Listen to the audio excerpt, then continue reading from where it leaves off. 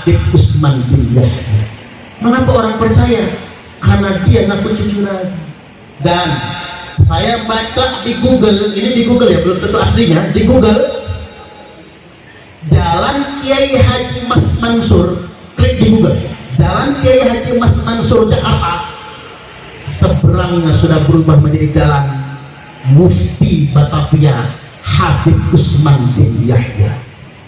Kita akan cross check ke pemerintah DKI Jakarta, benarkah nama jalan itu sudah berubah? Kalau nama jalan di samping Kiai Haji Mas Mansur Jakarta sudah berubah, maka semua bangsa Indonesia wajib protes. Karena Habib Utsman bin Yahya bukan pahlawan, dia penjahat bangsa Indonesia yang menjadi antek Belanda, yang membantai rakyat pribumi mengatasnamakan agama. Terkait dengan jalan yang saya maksud di ceramah ini, saya mendapatkan informasi dari teman yang bekerja di DKI Jakarta ketika dia mencari suatu tempat yang ditandai di Google Map itu TPU Karet Bifak. Betapa terkejutnya beliau ketika melihat di map ada jalan Kiai Haji Mas Mansur, namun di arah berlawanan di seberang jalan Kiai Haji Mas Mansur tersebut ada jalan yang ditandai dengan tulisan Habib Utsman Mufti. Ini terindikasi jalur tersebut mungkin saja sudah berubah nama atau ditandai di map namanya Jalan Habib Utsman Mufti. Ini tentunya harus diklarifikasi ke pemerintah DKI Jakarta, apakah benar jalan yang dimaksud tersebut sudah berubah nama menjadi Jalan Habib Utsman Mufti, ataukah hanya tampil di map saja untuk tes ombak. Kira-kira ada nggak reaksi dari bangsa Indonesia atau reaksi dari masyarakat DKI Jakarta itu sendiri. Tapi yang jelas, seandainya ini benar, maka boleh jadi ini mengkhianati perjuangan para pahlawan kemerdekaan. Mengapa demikian? Karena Habib Utsman bin Yahya adalah antek Belanda. Habib Utsman bin Yahya adalah pengkhianat. Saya katakan pengkhianat dikarenakan ia ngaku-ngaku muslim, dia ngaku-ngaku ulama, dia ngaku-ngaku mufti, bahkan dia mengaku-ngaku sebagai cucu Nabi Muhammad sallallahu alaihi wasallam. Dengan pengakuannya sebagai seorang mufti dan ulama dan sebagai cucu Nabi, dia justru bekerja sama dengan Ratu Belanda, menjadi pelayan Ratu Belanda, dan kemudian mengkhianati perjuangan bangsa Indonesia. Justru dialah yang memberikan legitimasi kebolehan membantai para pejuang, para ulama-ulama thariqah, para santri yang puncaknya pada kejadian geger Cilegon tahun 1888, di mana ribuan ulama dan santri dibantai oleh Belanda atas fatwa Habib Utsman bin Yahya. Kemudian yang kedua, Habib Utsman bin Yahya bekerja sama dan berteman akrab dengan Senok Horgronje. Senok Horgronje ini adalah asli orang Belanda yang kemudian belajar di Arab, lantas kemudian dia menjadi Islam dan mengaku sebagai ulama yang terkenal dengan sebutan Habib Putih. Berarti dia ngaku-ngaku cucu Nabi juga, yang pada kenyataannya dia menghancurkan bangsa Indonesia, menghancurkan umat Islam, mencari kelemahan Islam dari dalam. Dengan proposal Senok Horgronje inilah ditemukan di antara kelemahan bangsa Indonesia. Apa itu? Orang Indonesia ini sepintar apapun dia, sehebat apapun dia akan tertunduk rendah kalau di hadapan orang Arab. Itulah mengapa dengan proposal Senok Horgronje, Belanda mengangkut orang-orang Arab Hadrami dari Yaman untuk ke Indonesia demi menundukkan bangsa Indonesia. Ditambah lagi sekelompok orang ini kemudian mengaku-ngaku cucu Nabi. Ternyata pengakuan mereka sebagai dzurriyyat Nabi berdampak panjang hingga hari ini, muncul sekelompok orang yang dengan arogansinya mengaku-ngaku sebagai cucu Nabi dan kemudian membajak ajaran agama dengan merasa menjadi warga agama kelas 1. Tegasnya, kalau benar di DKI Jakarta sudah ada jalan Habib Usman Mufti Batavia, maka kita bangsa Indonesia wajib menggugat, karena ini mengkhianati perjuangan bangsa Indonesia, perjuangan para pahlawan kita yang merebut kemerdekaan dan bertaruh nyawa dalam mempertahankan kemerdekaan. Lanjut menonton. Kita jangan sampai melupakan sejarah bangsa Indonesia. Sekarang ini sejarah kita sudah diklaim orang. Saya ingin tegaskan, ini urusan kebangsaan. Ente mau mengatakan kakek kami mikrot 70 kali dalam satu hari, terserah ente. Ente mau mengatakan bahwasanya kakek aneh bisa memadamkan api neraka jahanam, urusan ente, los sakarat cangkemmu. Cerita-cerita takhayul khurafat itu. Tapi ente jangan ngomong begini. Imam Bonjol dikatakan Habib, Pangeran Diponegoro dikatakan Habib, diklaim dari mereka. Makam-makam keramat dihabibkan, Wali Songo kemudian dihabibkan. Nggak boleh begitu. Ingat, jangan lupakan sejarah. Jangan suka mengklaim nilai-nilai luhur suatu bangsa. Ya Pak ya? Karena begini, kalau ada orang yang sengaja menyimpangkan nilai-nilai luhur kebangsaan kita, pasti ada kepentingan ini. Lalu apa kepentingan Anda? Kok nilai-nilai yang penting buat negara kita ini, bangsa kita, kok kemudian diklaim milik keluarga Anda? Ini masalah ya. Tolong kita ingat, kata Senak Khorbronya, kelemahan mendasar orang Indonesia itu kalau sudah dihadapkan dengan orang Arab.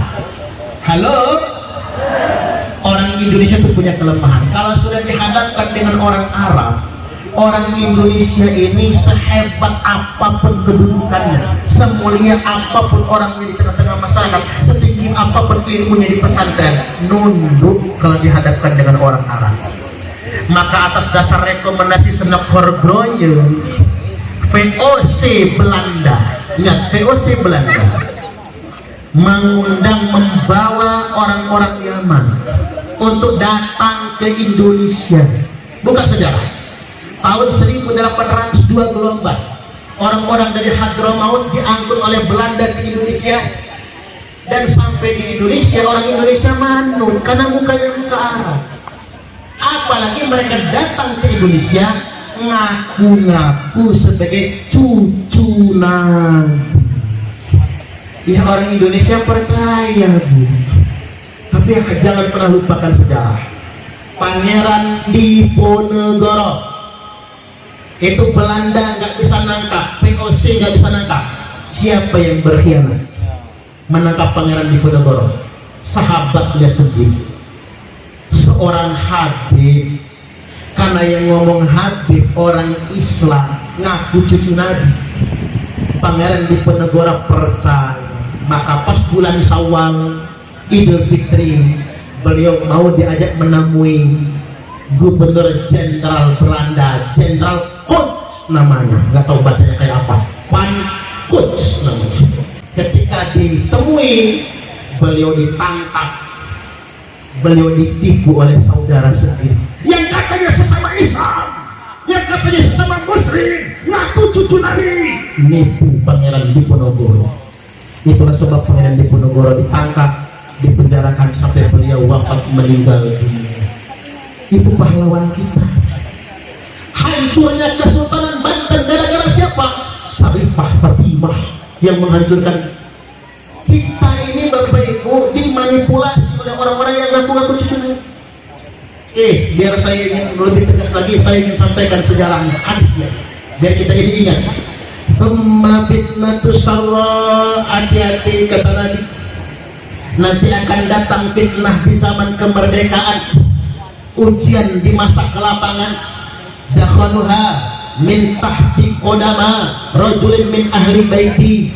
Fitnah ini akan keluar dari seorang laki-laki, dari bawah telapak kaki, orang yang ngaku-ngaku anak cucuku, kata Nabi. Berarti Nabi sudah sabda, Nabi, kanjeng Nabi dawuh, hati-hati sama orang yang ngaku-ngaku cucu Nabi, apalagi mengatakan dalam darah aneh mengalir darah Rasulullah. Hati-hati, karena itulah yang menipu Pangeran Diponegoro. Hancurnya kerajaan Aceh gara-gara orang itu juga, hancurnya Kesultanan Banten gara-gara itu juga. Dan ingat, ada yang namanya Mufti Batavia. Mufti Batavia itu dibawa oleh Belanda ke Indonesia, temannya Senok Hordroni, namanya Habib Usman bin Yahya.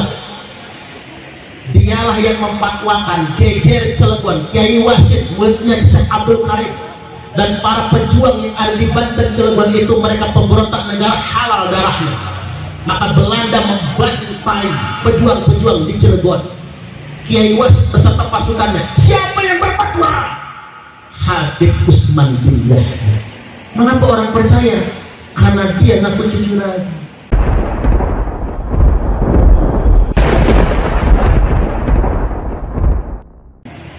Yang terhormat Kepala Desa Jati Baru, Bapak Kus Hendarto, ya. Kus Haryanto. Kus Hendarto itu artis itu ya. Pak Kus Haryanto yang jambangnya bagus ya Bu ya. Itu yang bikin ganteng ya itu. Iya dong. Atau kita ganti aja namanya Habib Haryanto ya.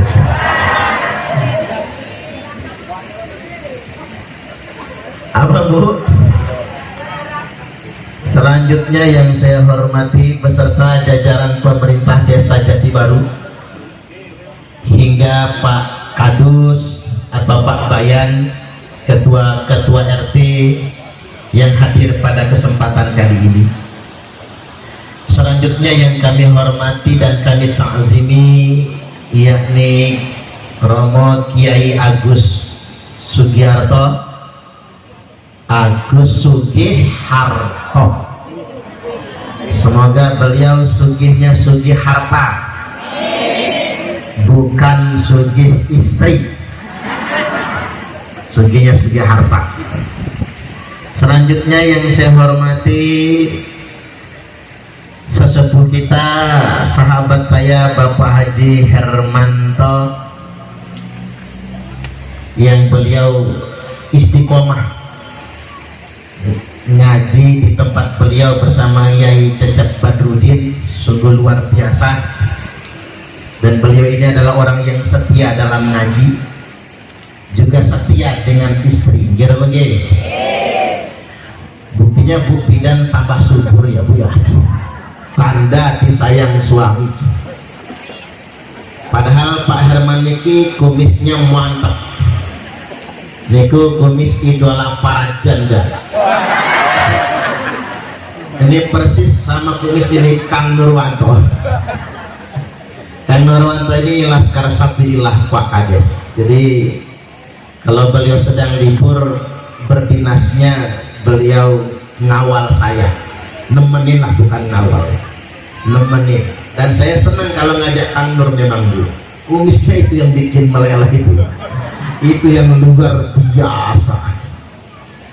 Selanjutnya yang saya hormati dan yang kami ta'zimi, para yai, para asatid yang tidak dapat saya sebutkan satu persatunya, pengurus Takmir Masjid At-Taqwa beserta jajarannya, pengurus ranting NU yang sempat hadir, kemudian MWC NU karena memang ada acara Akbar Muslimat di Serdang, makanya berbagi.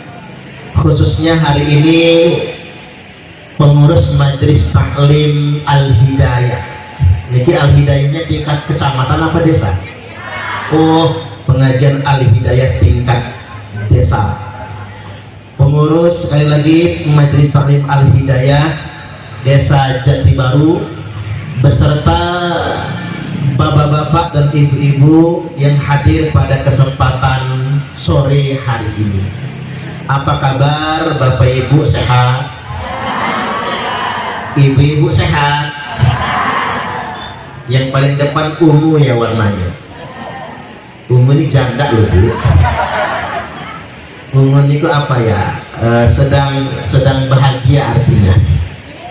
Saya doakan ibu-ibu yang mendengarkan ceramah dengan seksama masuk surga semua. Amin. Panjang umurnya. Amin. Sehat badannya. Amin. Lunas hutangnya. Rai-rai cicilan. Tambah rezekinya. Solih solihah anak keturunannya. Amin. Amin ya rabbal alamin. Baik hadirin wal hadirat rahimakumullah. Pada momen pengajian Al-Hidayah kali ini kita masih dalam momentum Dirgahayu hari ulang tahun kemerdekaan Republik Indonesia, yakni HUT RI yang ke-79. Maka dalam kesempatan kali ini saya ingin mengajak kita semua ngaji kemerdekaan, ngaji kebangsaan, agar kita bisa mensyukuri kemerdekaan ini dan mengisinya dengan sebagaimana mestinya. Dan setidak-tidaknya sejarah bangsa Indonesia ini tetap terjaga. Kalau kata Bung Karno, sang bapak proklamator Republik Indonesia, jas merah. Apa itu jas merah? Jangan sekali-kali melupakan sejarah. Bu, apa enggak? Jas merah. Saya ngucap jangan ikutin Bu. Jas merah. Jangan sekali-kali melupakan sejarah. Kalau kita melupakan sejarah, maka sejarah kita akan disimpangkan orang. Kalau ingin menjajah suatu bangsa, kalau ingin menguasai suatu negara, kaburkan sejarahnya, belokkan sejarahnya, simpangkan sejarahnya dari yang sesungguhnya. Maka wajib bagi kita semua mengingat, mempelajari dan menjaga sejarah bangsa dan negara kita, negara kesatuan Republik Indonesia. Saya ingin ingatkan di awal begini, dalam hal kemerdekaan Republik Indonesia, yang terlibat dalam proses ini ada 4 generasi. Berapa Bu? 4 generasi. Jangan lupa ya, ibu-ibu ini kalau ngaji masuk kuping kanan, bablas kuping kiri. Sampai di rumah ditanya suami, mak tadi ngaji apa? Apa ya? Kadang-kadang yang diingat lucunya aja, isinya nggak keinget. Maka dari itu ada 4 generasi yang terlibat dalam proses kemerdekaan ini. 1, generasi pertama, generasi yang berjuang alias berjihad menggapai kemerdekaan atau merebut kemerdekaan. Inilah generasi yang paling banyak berkorban. 3,5 abad lamanya kita dijajah oleh Belanda. 3,5 abad itu berapa tahun? 350 tahun. Kesuwen Bu, alangkah lamanya, berabad-abad lamanya. Orang tua kita, nenek moyang kita, mbah-mbah kita berjuang mengusir penjajah, melawan penjajah Belanda hingga penjajah Jepang. Mereka gugur di medan tempur, bahkan ada yang mati dalam penyiksaan, tidak sempat sama sekali menikmati buah-buah kemerdekaan. Ini yang harus betul-betul kita sadari. Halo, kita tidak akan bisa merasakan nikmat selamatnya degan hari ini kalau nenek moyang kita nggak nanam kelapa. Gitu begini. Kita tidak bisa memetik kelapa lalu menikmati santannya buat gulai opor kalau mbah kita nggak nanam kelapa. Gitu begini. Makanya orang Lampung bien nanam duku bukan untuk panen di zamannya. Orang Lampung nanam duku nanti buat anak cucu yang panen duku. Makanya jenengan tahu duku Komering. Ini orang Komering, asli Komering Surabaya, Bak Komering Uma Ogan. Yang namanya duku itu sepanjang Sungai Komering, sepanjang Sungai Ogan. Mengapa duku Komering manis? Karena umurnya sudah berabad-abad. Dulu akas tombay, umeh unggang, kajut nineng, mbah putri mbah kakung, nanam duku, nggak pernah bermimpi menikmati. Saat itu juga mereka tanam duku untuk warisan buat anak cucu. Itulah yang diperjuangkan oleh nenek moyang kita mengusir penjajah. Beliau tidak pernah menikmati kemerdekaan, tapi terus berjuang untuk mengusir penjajah. Dimana di masa itu ringan sama dijinjing, berat sama dipikul, berdiri sama tinggi, duduk sama rendah, saling menguatkan satu sama lainnya. Sampai-sampai dirumuskan oleh Ki Hajar Dewantoro. Apa kata beliau? Ing nyarso sun tulodo, ing madya mangun kersa tuturi handa iyane sing ngenten mburi sing nang ngarep diarani. Mengapa ada Inyarso Suntulodo yang di depan memimpin dengan penuh semangat dan keteladanan, ing madya mangun karso yang di tengah-tengah menguatkan, membangun semangat, bekerja sama, tuturi handayani yang di belakang dorong. Itu zaman dia. Tapi sayang di zaman modern ini udah diplesetkan. Ingarso numpuk bondo, harta ditumpuk, ing madya mangan konco, teman dimakan. Ada nggak yang kayak gitu? Banyak. Tuturing golek rai, ujung-ujungnya cari muka, menjegal kawan seiring, menggunting dalam lipatan, menjadi duri dalam daging, menjadi bara dalam sekam. Ini di zaman modern banyak pengkhianat yang saling menjatuhkan satu sama lainnya. Hati-hati, nenek moyang kita berjuang mengusir penjajah dengan mengorbankan darah mereka. Mending beliau-beliau itu gugurnya langsung kena tembak, sih mending matinya cepat.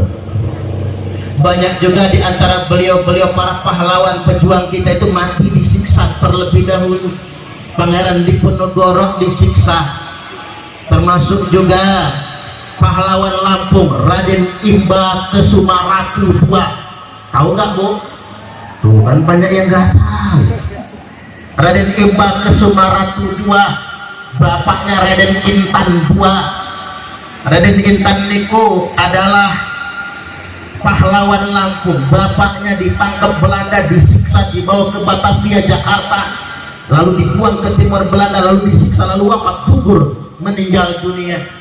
Nah, beliau-beliau tidak pernah Bapak Ibu menikmati kemerdekaan. Dan dari sekian banyak pahlawan kita, hanya sedikit yang tercatat dalam sejarah. Hanya sedikit yang kita kenal sebagai pahlawan. Ada banyak pahlawan kita yang tak dikenang sama sekali, yang tak tercatat dalam buku-buku sejarah, yang namanya ditelan zaman kita semua melupakannya. Tapi yakinlah, beliau-beliau semua menjadi syuhada fi sabilillah, mulia derajatnya di sisi Allah Ta'ala. Allahumma amin, amin ya rabbal alamin. Kemudian yang berikutnya, yang kedua, generasi yang berjuang mempertahankan kemerdekaan setelah berhasil merebut kemerdekaan. Kita proklamasi 17 Agustus 1945, sang proklamator Bung Karno dan Bung Hatta memproklamasikan kemerdekaan Republik Indonesia 17 Agustus tahun 1945. Besoknya 18 Agustus dibentuklah negara Republik Indonesia yang kemudian kita menyebutnya NKRI, Negara Kesatuan Republik Indonesia.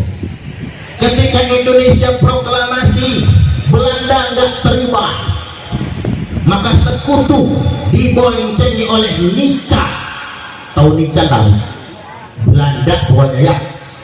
Sekutu dibonceng oleh Nica Belanda kembali ke Indonesia yang dipimpin oleh Jenderal Van der Plas tanggal 20 Oktober 1945. Halo, ini populauan ngerti gak sih? Ngerti ya Bu? Ya iya dong, sekali-kali Bu ngaji begini ya Pak ya, sekali-kali ya. Kalau ngaji wudhu udah sering kan, ngaji sholat udah sering, sekali-kali begini. Tanggal 20 Oktober 1945 sekutu itu kalau sekarang kayak PBB lah, tapi PBB nya PBB sekilit. Karena mengapa? PBB sekutunya sekutu penjajah. 20 Oktober 1945 datang ke Indonesia dipimpin oleh Jenderal Van der Plas, ingin mencaplok kembali kemerdekaan Republik Indonesia. Kembali para orang tua kita berjuang mengusir sekutu dan Nica yang hendak merebut kemerdekaan. Nah, inilah generasi yang berjuang mempertahankan kemerdekaan Republik Indonesia. 20 Oktober datang Presiden Soekarno meminta Romo Hadratus Syekh Kiai Haji Hasyim Asy'ari, Rais Akbar Nahdlatul Ulama, Mbahe Gus Dur, untuk mengeluarkan fatwa wajib jihad. Maka pada tanggal 22 Oktober Mbah Yai Hasyim Asy'ari memfatwakan resolusi jihad bersama Presiden Soekarno, bersama TNI, berjuang perang melawan sekutu dan Nica. Maka ditetapkanlah oleh Presiden Jokowi tanggal 22 Oktober 1945 adalah Hari Santri yang mulai kita peringati. Nanti jangan sampai lupa, 22 Oktober adalah Hari Santri, hari di mana Mbah Yai Hasyim Asy'ari memfatwakan resolusi jihad. Semua laki-laki khususnya di tanah Jawa harus ikut perang di Surabaya. Maka dikerahkanlah pasukan yang dari Sumatera juga ada yang ikutan berangkat ke Surabaya. Perang itu dari kalangan pesantren, kiai dan santri dipimpin oleh Mbah Yai Abbas Abdul Jamil Buntet Cirebon. Nah, ini masih keturunannya ini, Panglima kita. Jadi Kang Nurwanto niki asli Cirebon. Mbah Yai Abbas Abdul Jamil Buntet Cirebon memimpin Laskar Hizbullah. Perang di Surabaya yang puncaknya tanggal 10 November. Karena sangat banyak yang gugur.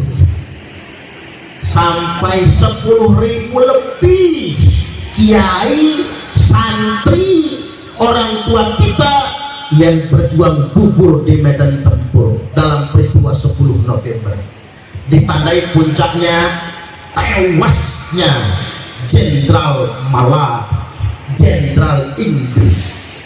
Maka pecah perang besar. Maka karena saking banyak yang gugur dalam perang itu, ditetapkanlah tanggal 10 November sebagai Hari Pahlawan. pahlawan. Halo, tanggal 10 November itu hari apa? Oh, pinter. Ini hadiahnya apa buat mama? Ibu-ibu rahimahullah, ini harus kita pahami. Ini sejarah agar kita ini bisa terima kasih dengan para pahlawan kita. Coba, dari 10.000 lebih kiai, ustadz, santri, pejuang pribumi yang gugur tanggal 10 November, hanya beberapa orang yang namanya tercatat dalam sejarah, yang lain hilang di telan sejarah, tersimpan bekas-bekas jasadnya di dalam bumi Indonesia. Tapi yakin, percayalah, di hadapan Allah beliau semua akan mulia dan dikumpulkan di dalam surganya Allah Ta'ala. Allahumma amin, amin ya rabbal alamin. Kemudian yang berikutnya, yang ketiga, setelah kejadian itu Indonesia mulai stabil, pembangunan kemudian dilangsungkan, masuklah generasi ketiga. Apa itu? Generasi yang mengisi kemerdekaan. Dengan apa? Dengan karya, dengan pembangunan. Nah, generasi setelah itu, ya generasi orang tua kita, termasuk generasi ibu-ibu, generasi bapak-bapak, adalah generasi yang mengisi kemerdekaan. Kita mengisi kemerdekaan dengan yang bermanfaat sesuai dengan kemampuan kita masing-masing. Khairun nas anfa'uhum linnas, sebaik-baik manusia adalah yang bermanfaat dengan sesama umat manusia. Apapun karya kita, apapun yang bisa kita lakukan, selama itu manfaat, itulah mengisi kemerdekaan. Tapi ingat, setelah generasi yang mengisi kemerdekaan, jangan lupa, saya tadi nyebutnya 4, ada generasi keempat. Apa itu? Generasi yang berebut kue kemerdekaan. Ternyata merdeka itu nikmat, ternyata merdeka itu indah. Maka banyak orang berebut kue kemerdekaan. Kapan itu? Kayaknya zaman sekarang kayaknya ya. Ada yang serakah banget sama kue kemerdekaan. Saya ingin menyampaikan hari ini, tidak berbelat-belitlah. Hari ini orang hiruk pikuk hanya memperebutkan kue kekuasaan. Bahkan menghalalkan segala cara untuk mendapatkan kekuasaan. Siapa ya? Wayahnya pemilihan legislatif, calegnya sumeh semua.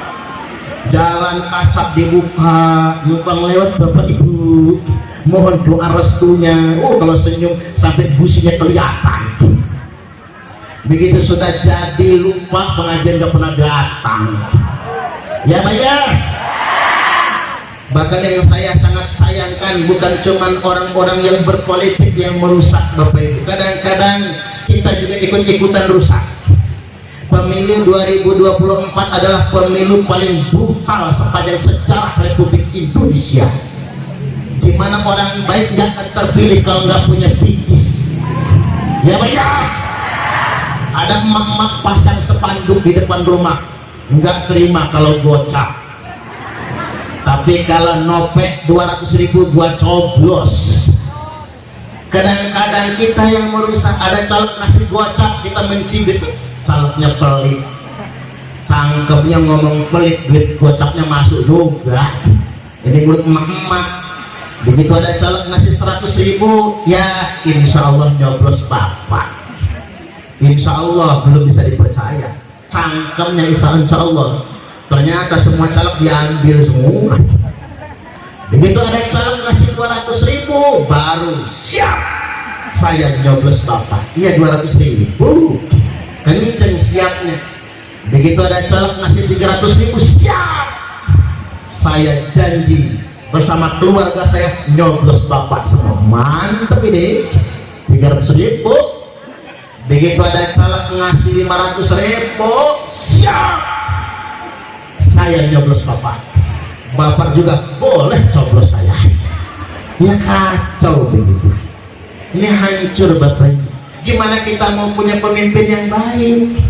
Wong kita sendiri yang merusaknya. Ya Pak ya? Ya Pak ya? Bu, ini marah saya Bu.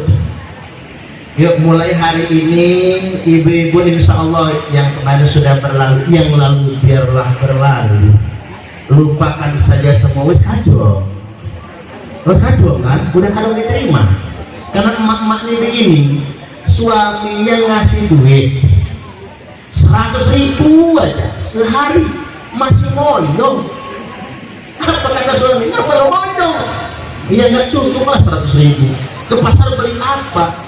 Dikasih suami 100.000 sehari masih monyong Bu. Cuman ibu-ibu ini dikasih duit 100.000 oleh caleg untuk 5 tahun sumring. Coba kita pakai yang waras-waras yang teriak. Halo, kita mau waras-waras sendiri. Dikasih suami 100.000 sehari, monyong, masih kurang.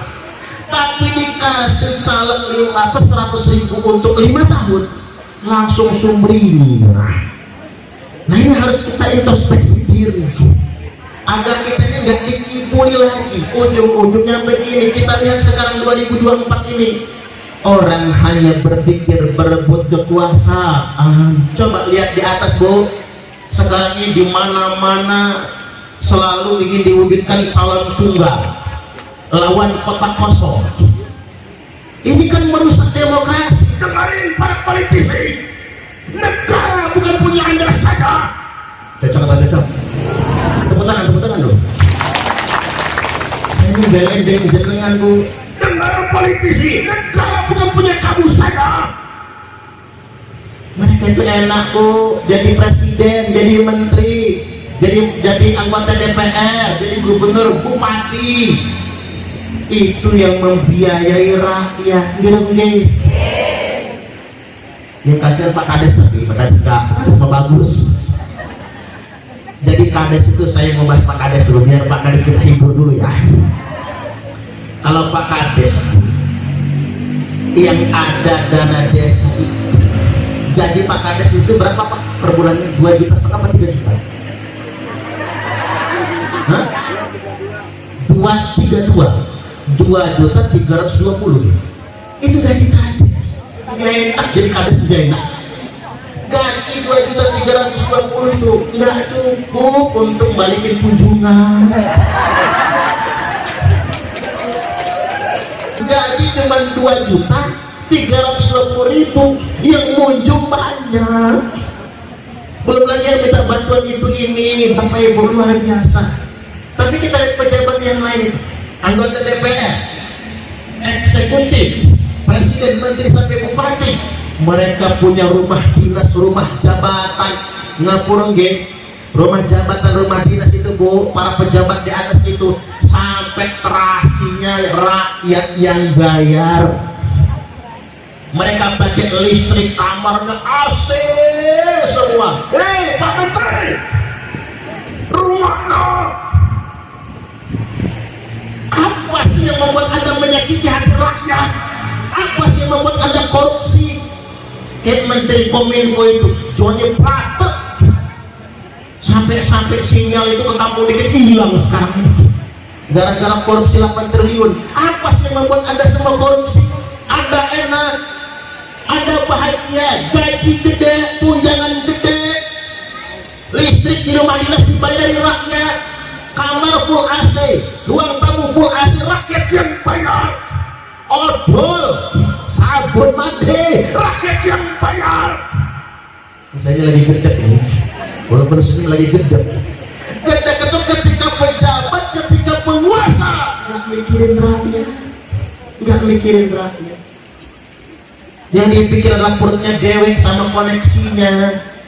Hari ini Mahkamah Konstitusi ditabrak, KPK sudah kehilangan nyali. Jadi begini, coba kita lihat, Ketua MK dipecat gara-gara tahta, Ketua KPK dipecat gara-gara harta, Ketua KPU dipecat gara-gara wanita. Sampai tahu gak sih?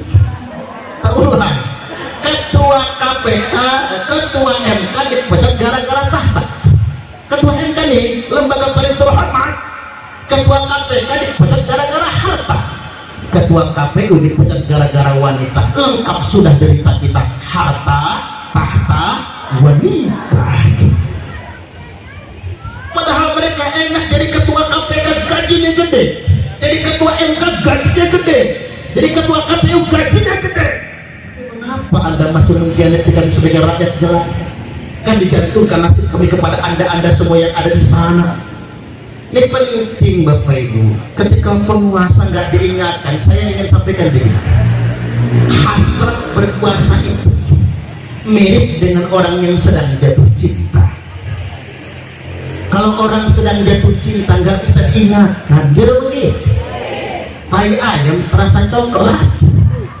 Itu orang jatuh cinta, itulah hasrat berkuasa. Makanya yang nyalon bupati, yang nyalon gubernur, yang nyalon apa aja itu ambisi, nggak bisa diingatkan. Karena apa?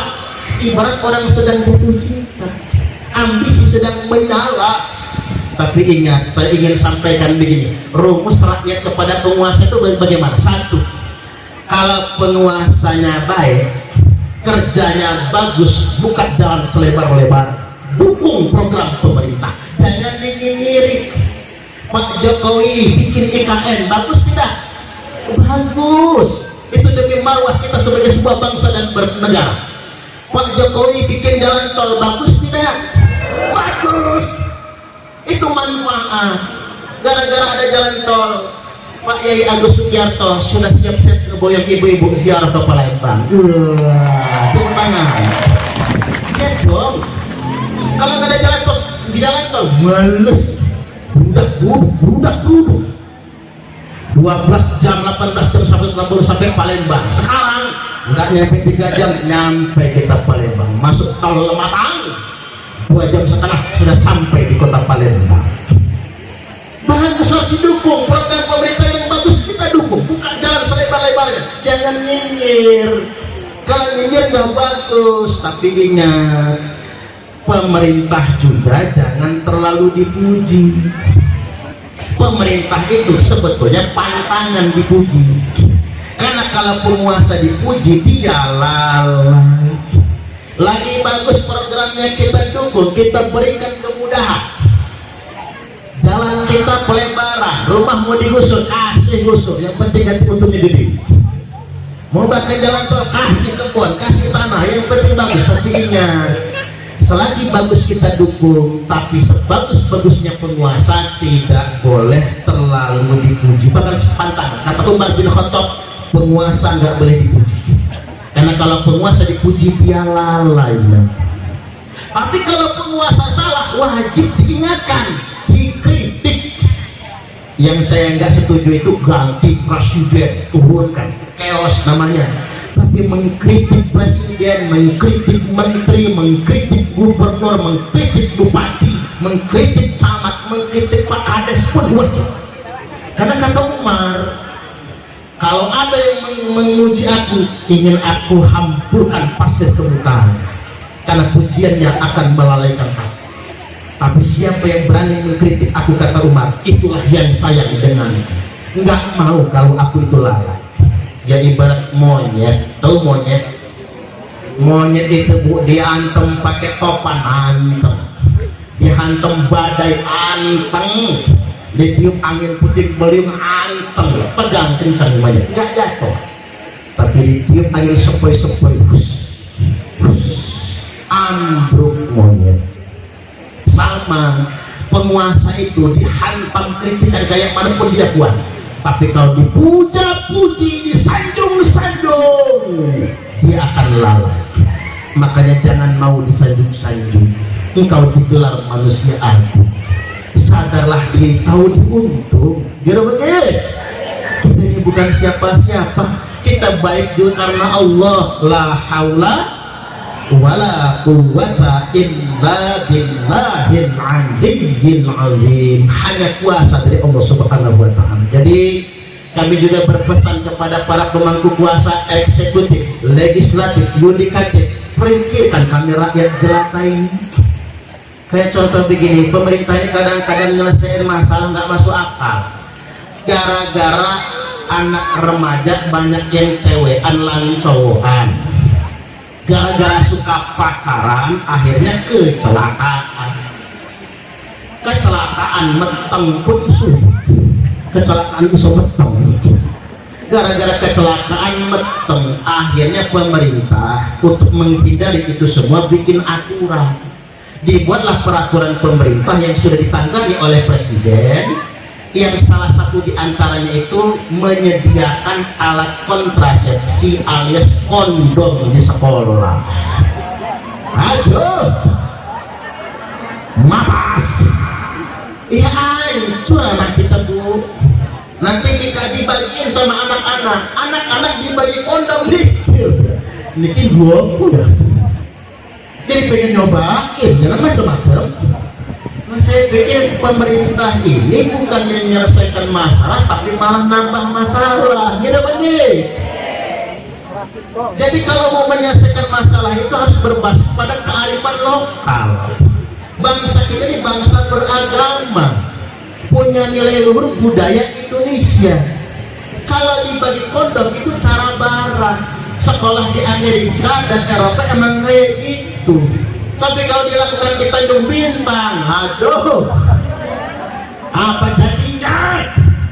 Nah ini ibu-ibu kita semua sepakat menolak. Setuju? Kita semua sepakat menolak. Setuju?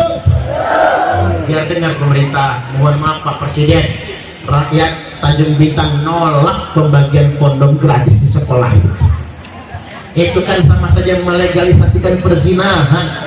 Saya ini nggak suka hoax Bu, saya baca informasinya, saya nggak mau percaya sama bagi-bagian sasaran di grup-grup itu, belum tentu, tapi saya cross check benar apa tidak, ini benar.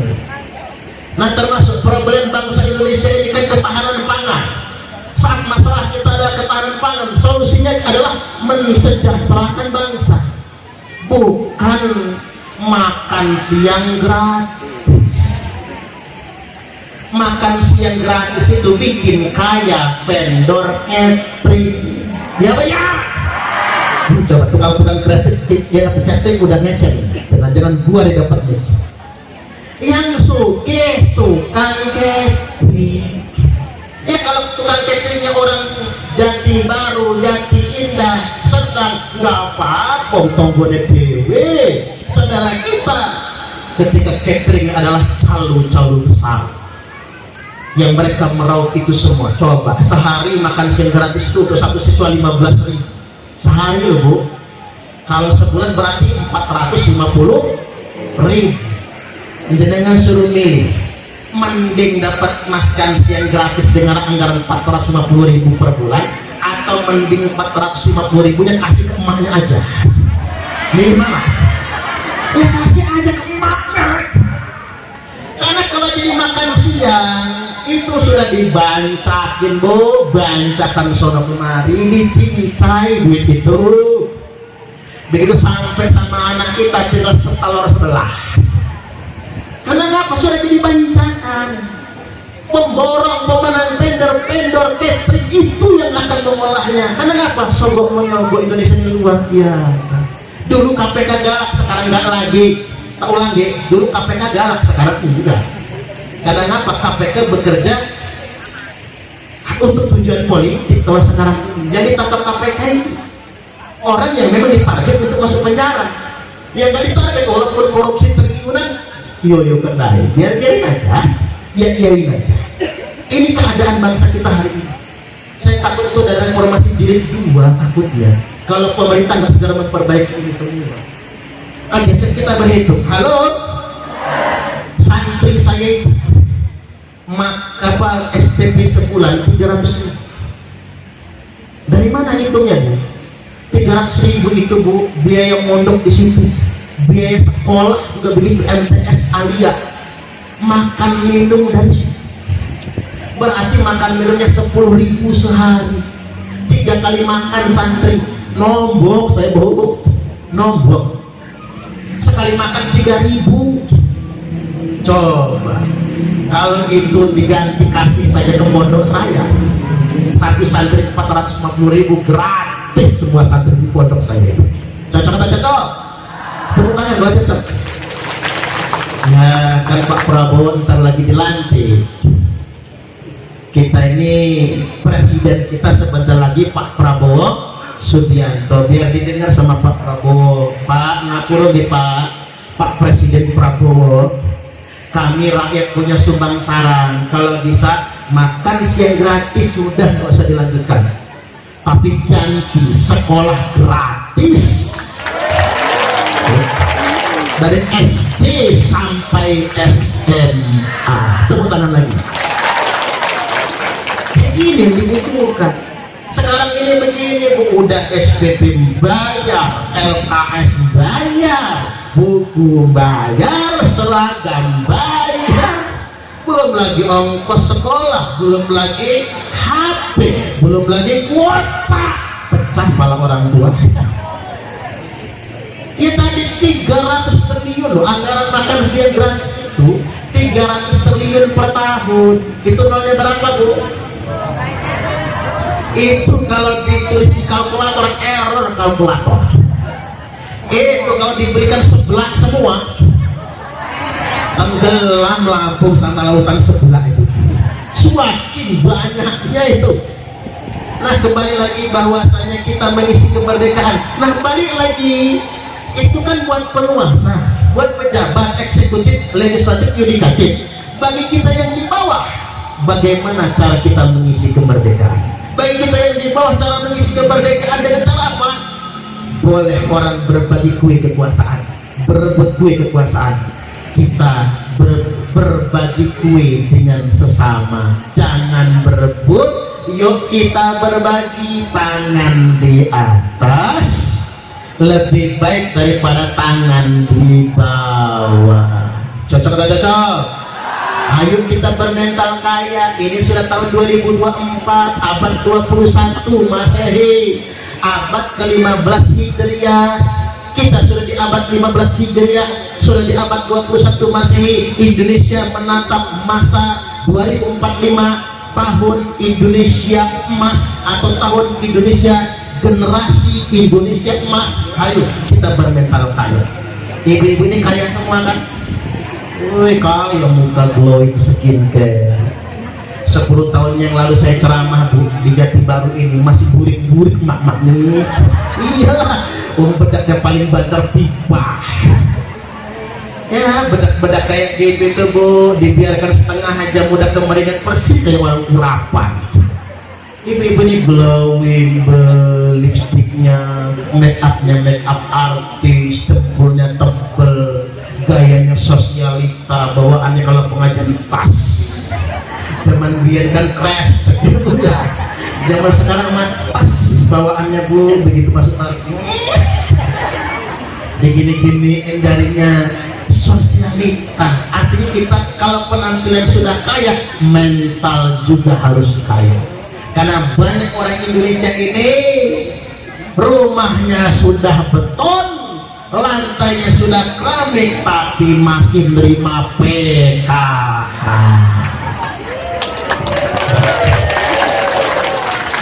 Betul kenyataan. Banyak orang kaya mental miskin, padahal sudah Allah kasih rezeki, tapi ngasih ngarep aja bansos kali BLT. Wahai bagi bansos BLT, Pak RT ketempuan. Apa ada bercakap mak-mak sedikit BLT-nya, orang lain kebagian, kayak saudara dia kebagian, kita enggak. Panas kuping Pak RT. Kata Bu RT, Pak berhenti aja jadi RT, gaji nggak seberapa, omongan orang pedes. Udah mak, kata Pak RT, sabar itu pahala untuk kita. Iya juga, pikir Bu RT. Nggak apa-apa lah diminir emak-emak di Jati Baru, yang penting dapat pahala. Cuman begini kata Pak RT, nanti saya lapor sama Pak Kus, saudara kita coret aja yang dapat bansos. Ada coret semua, nggak usah kebagian. Begitu cair bansos berikutnya dibagikan, saudara nggak kebagian, yang dikasih orang lain semua. Apa kata saudara? Nggak ada guna punya saudara jadi RT. Payah. Buah si malakama dimakan mati bapak, nggak dimakan mati emak. Maju salah, mundur salah. Tapi mengapa jadi recok begitu? Karena masih banyak orang yang bermental miskin, masih ngarap bantuan. Oh, dengerin. Enggak urung Bu, kita dapat rezeki dari Gusti Allah walaupun nggak dapat bantuan pemerintah. Gitu begini. Itu dong, gue hamba Allah yang bijak. Wayahe Pak Kades bagi bansos, tolak Bu. Maaf Pak Kades, kami nolak BLT, nolak bansos, nolak PKH. Wah, ada apa? Ada apa? Memang bangun. Ada apa? Kami sudah sugih Pak Kades. Duitnya buat yang melarat-melarat aja dan buat pembangunan. Pak Kades panjang umur kalau begitu mah. Sehat, kebetulan. Ini kan fakta Bu, harus begitu kan? Maksud saya begini, kalau bukan hak kita jangan diambil ya Bu. Cukuplah kita ini mengambil jatah subsidi yang memang kita masih ambil. Saya ini aja bukan suci, enggak, saya enggak suci Bu. Saya aja ke mobil saya itu ngisinya masih solar loh Bu. Sajane pulau isi. Cuman kalau saya kasih Pertamina dek mikir panitia masih At-Taqwa cukup nggak ya ngasihnya? Kalau kurang tekor saya. Cuman kita ini kadang-kadang harus mawas diri. Kalau bukan hak kita jangan diambil. Gitu begitu. Sudah lagi bukan hak saya PKH. Ini bukan hak saya bansos. Karena gini, PKH itu Pak Kades nggak bisa putus. Nanti di demo beliau yang bermasalah. Kita sendiri yang bisa mengajukan ke pemerintah, mengajukan pemutusan. Saya nggak menerima PKH lagi karena saya sudah sugih. Karena buktinya 70% yang menerima bansos BLT PKH di negara ini rata-rata bukan untuk beli beras, tapi untuk ganti HP. Betul. Ini fakta yang harus kita sadari. Artinya tidak tepat sasaran kan. Kadang-kadang lagunya kayak Sosalita, baju aja mecek, kerudung ungu, baju ungu, andok ungu, daleman ngaku, bedaknya aja ungu, pasnya ungu, umpama mecek, lagunya kayak Sosalita. Kalau manggil temennya Jeng, ada apa Jeng? Dino iki arisane ten pundi Jeng? Ten kene Jeng astote. Jang lagumu jang. Coba sekali-kali itu lihat di dapur. Kan ada tabung gas yang warnanya hijau. Kan ada tulisan warna putih. Baca kalau berkilang. Hanya untuk masyarakat miskin. Tepuk tangan lagi Pak.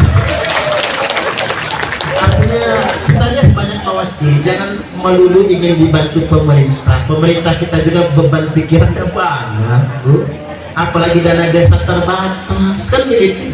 Yang terpenting itu kita mawas diri, saling berbagi. Tangan di atas lebih baik daripada tangan di bawah. Itu yang terpenting. Sesuap nasi yang kau masukkan ke dalam perut orang yang lapar itu lebih baik daripada membangun 1000 masjid jami.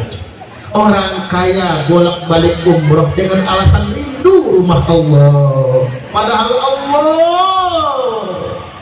lebih rindu dengan orang kaya yang berbagi dengan fakir miskin. Tuh, sugi-sugi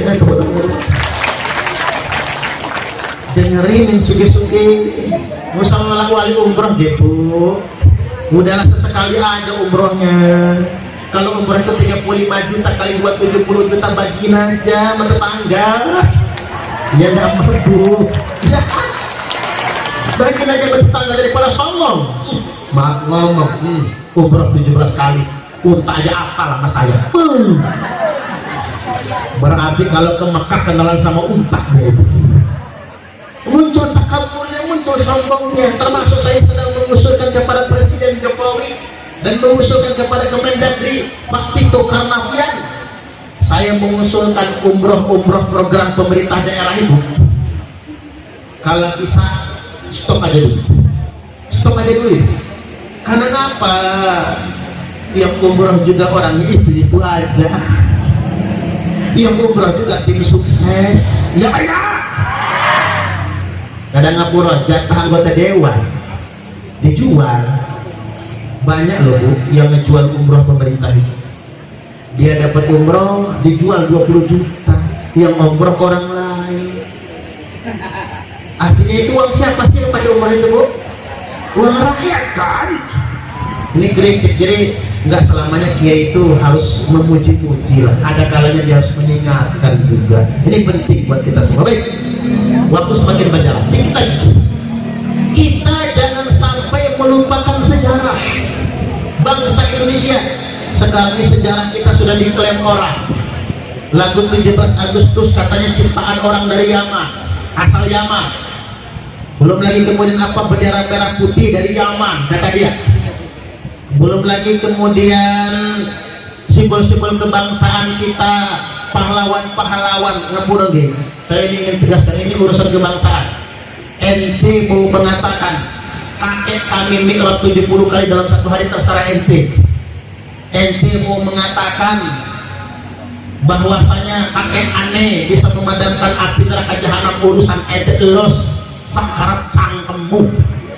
Cerita-cerita takhayul khurafat itu. Tapi ente jangan ngomong begini. Imam Bonjol dikatakan Habib, Pangeran Diponegoro dikatakan Habib, diklaim dari mereka. Makam-makam keramat dihabibkan, Wali Songo kemudian dihabibkan. Nggak boleh begitu.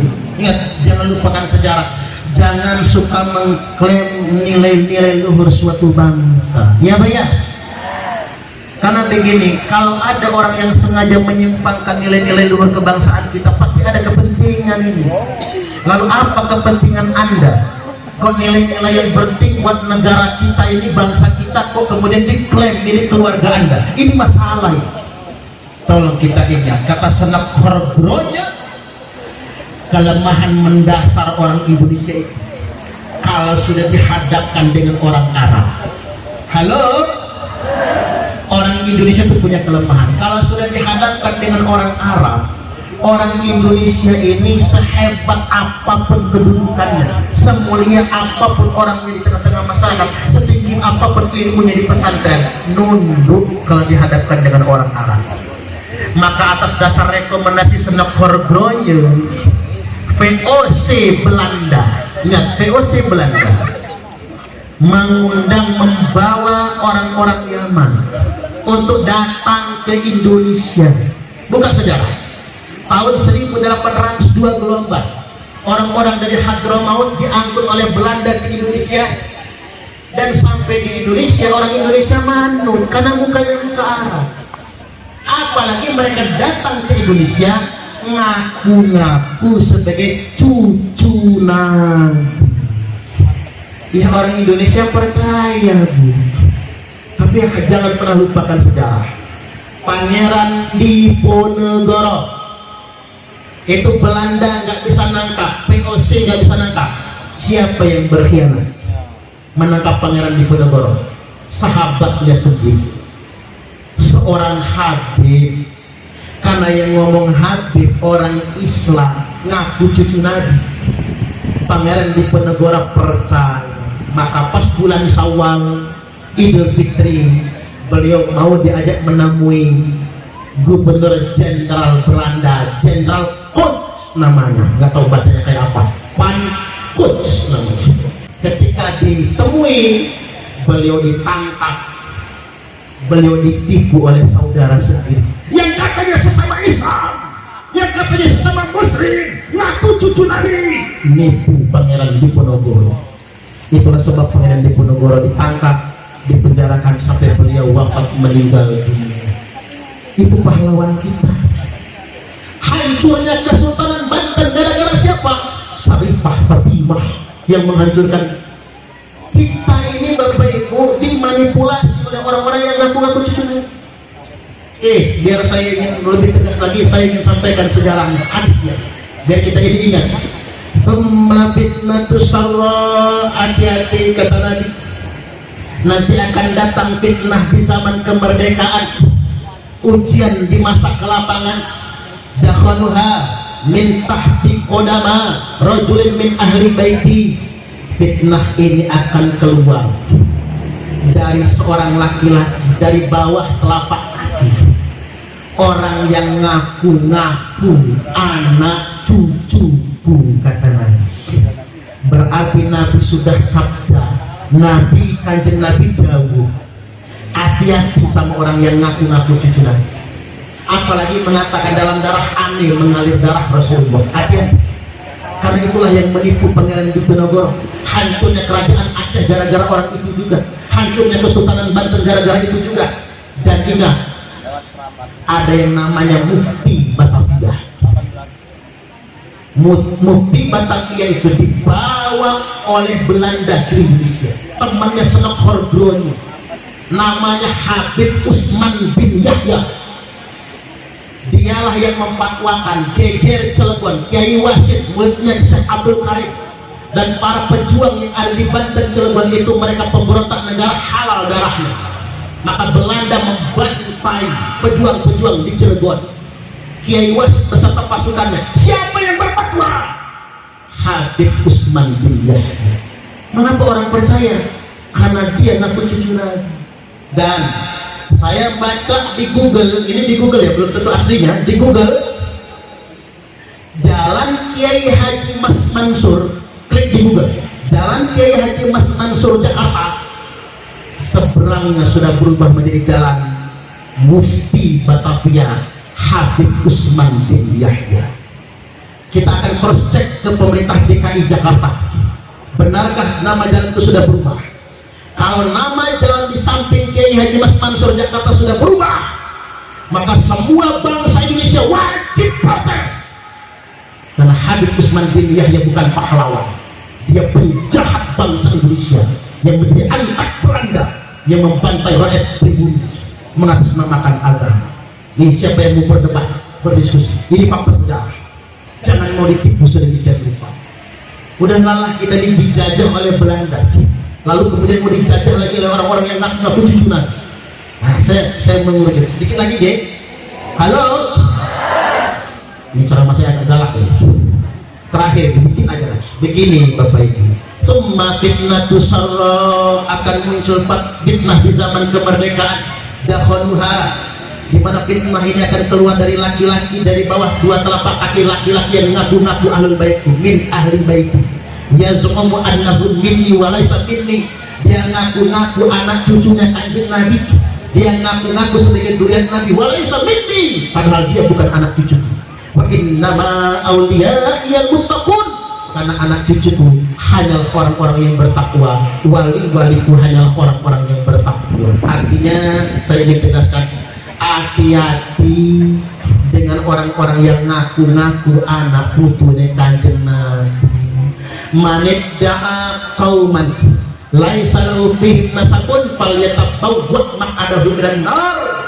Barang siapa yang sengaja ngaku-ngaku dia berasal dari keturunan suatu kaum, padahal dia bukan bagian dari keturunan tersebut, silakan falyatabawwa maq'adahu minan nar. Silakan dia ngapling sendiri tempat tinggalnya di dalam neraka. Hati-hati, nggak boleh ngaku-ngaku anak putunya kanjeng Nabi, nggak boleh ngaku-ngaku durian Nabi kalau tidak bisa membuktikan.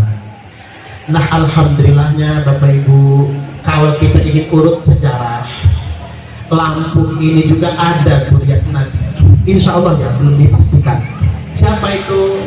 Keturunan Ratu Darah Putih Raden Muhammad Haji Saka dan keturunan Keratuan Melinting Minak Jalaluddin adalah putranya Sunan Gunung Jati Syarif Hidayatullah. Syarif Hidayatullah adalah putranya Syarif Abdullah Umdatuddin Sultan Mesir. Itu terbukti sebagai durian Nabi dari jalur Imam Hussein. Maksud saya begini, cucu Nabi yang asli enggak pernah ngaku-ngaku cucu Nabi. Coba lihat Raden Intan keluarganya yang di Ketapang kalian, nggak pernah ngaku-ngaku cucu Nabi. Hari ini ada sekelompok orang yang bukan cucu Nabi tapi ngaku-ngaku cucu Nabi. Baik, sudah masuk waktu asar gitu. Itu saja, kapan-kapan kita ngaji lagi. Khusus nanti saya akan bedah Wali Songo. Bedah Wali Songo dan bedah Raden Intan Lampung. Siapa sebenarnya Raden Intan Lampung itu? Siapa sebetulnya Ratu Darah Putih? Termasuk ini Ji, Pak Yai Agus Sugiarto, hati-hati nanti emak-emak ini akan dibawa ziarah ke Palembang. Satu pesan lagi Ji, ingat Bapak Ibu, kalau masuk ke area makom Sultan Mahmud Badaruddin I, bapaknya Sultan Mahmud Badaruddin II, itu ada makam gede banget Habib, Pak Habib itu gede banget. Saya tanya dengan juru kuncinya, ini bukan makam. Ada sekelompok Habib Palembang minta izin bikin petilasan, tiba-tiba berapa tahun kemudian berubah menjadi makam. Artinya Bapak Ibu lihat di makam-makam Wali Songo sudah banyak makan Habib. Orang tidak lagi menziarahi di Wali Songo, tapi menziarahi makam-makam palsu. Hati-hati, di Lampung Tengah sudah ada makam palsu Habib Malik Abdullah, padahal itu bukan Habib. Bapak Ibu hati-hati, sekarang banyak makam palsu. Silakan datang ke Palembang, hati-hati. Kalau mau ziarah, ziarah langsung ke Sultan Mahmud Badaruddin. Jangan kepada makam-makam yang kayaknya mewah, kayaknya bagus, tapi ingat itu makam palsu dan itu bukan pejuang. Jadi begini ya. Baik, demikian kita sekarang berdoa. Ila hadratin Nabi Mustafa. Kami adalah laskar sabilillah, pecinta Wali Songo dan para anbiya, pewaris peradaban Islam di Nusantara hingga berkibar bangsa Indonesia.